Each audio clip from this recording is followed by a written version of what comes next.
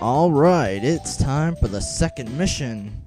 And the reason why I was healing and why the background changed, that would be because it took me 2 or 3 tries to do this mission right because I kept dying.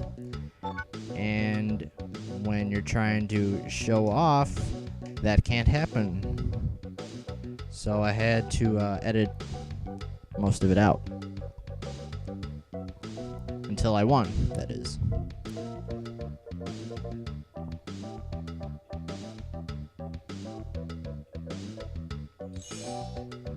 So now let's see what our next mission is. I have a mission for you. The client will inform you of the details. I believe you have met her before. Oh, you are the hunter assigned for this mission. I need you to find a missing person. It was a patient that suddenly disappeared from the hospital. This is the person. He has not fully recovered yet.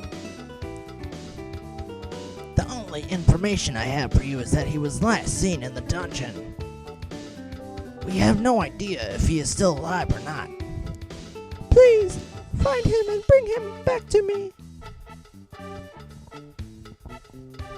How do you let a person get past you and escape down there?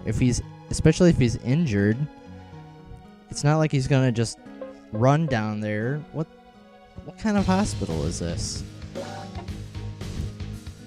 Just lets their patients roam around wherever without even keeping track of them. Haha, he got a dress. What is PHS? Oh, wow, he's right by the guy. How? What? He didn't get him? It's funny, of all the times that this, I eventually complete this mission. Spoilers, I eventually beat this, but it's funny, of all the times that I lost before, the one time I win is when there's a guy right next to him. So in case if you can't tell, if the BPHS guy gets to the patient first, you lose the mission.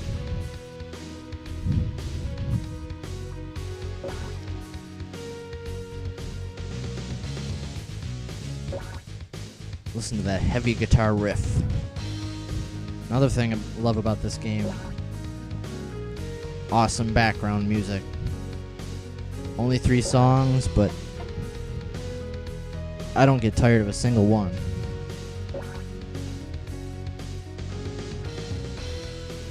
Hopefully that guy runs into his own stun trap so I can finally show off what it does.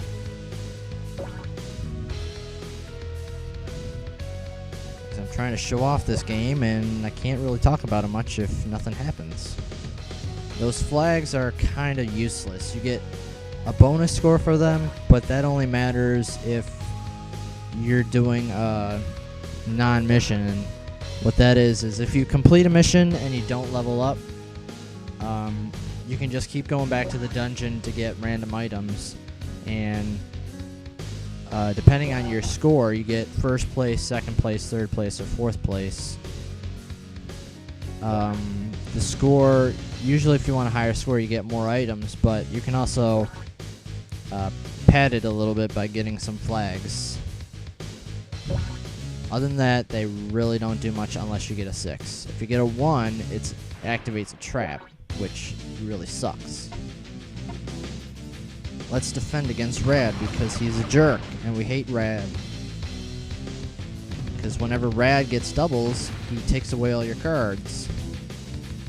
And that's not cool. That's not kosher with me. Let's use a 6 and get away from Rad.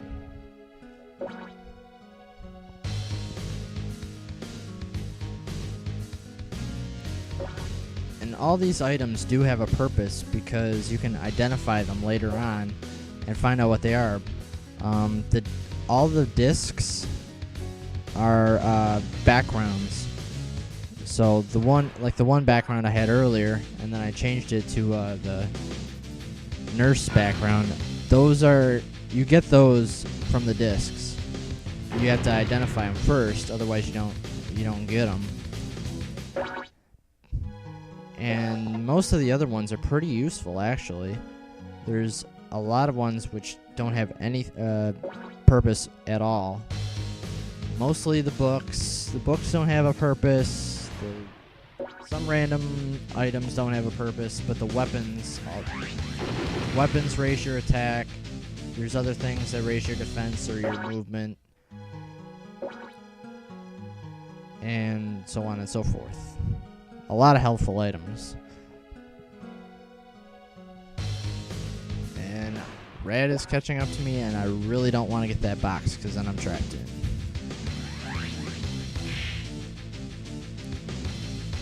I need to explain this game more. What else can I talk about?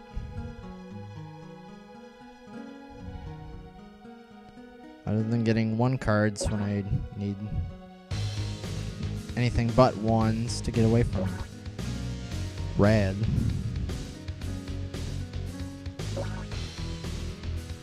So basically when you're playing by yourself, you're playing against 3 other AI. And for the most part, they're all against you because, oh wow, that was not lucky roll of the dice there.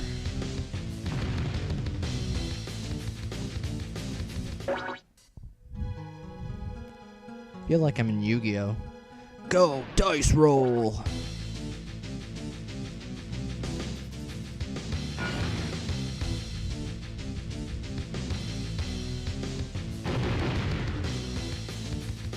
Even though I consider it a strategy game, a lot of it is based on just a dice roll, just whatever you get, even though it's more of a card flip than a dice roll, but it's a card flip of a dice. So, is it really a dice flip? Ho. Yeah, you attack him, Red, with all of his attack cards.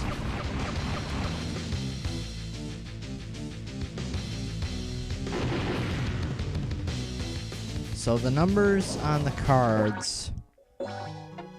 Ooh, there's an exit card. The numbers on the cards basically raise your stats. As you can see, my attack is 5 and defense is 2. If I used a +5 attack, it'd make it 10. And then based on what the other person rolls, or card flips, I'm just going to say rolls because it's a dice. Come on, give me a break. That'll affect how much damage you do or don't do. So that's basically how the game goes, for the most part. And there's a trap that I randomly run into. That was an empty trap, which takes away all my cards, but I didn't need them, because I'm already right by the guy.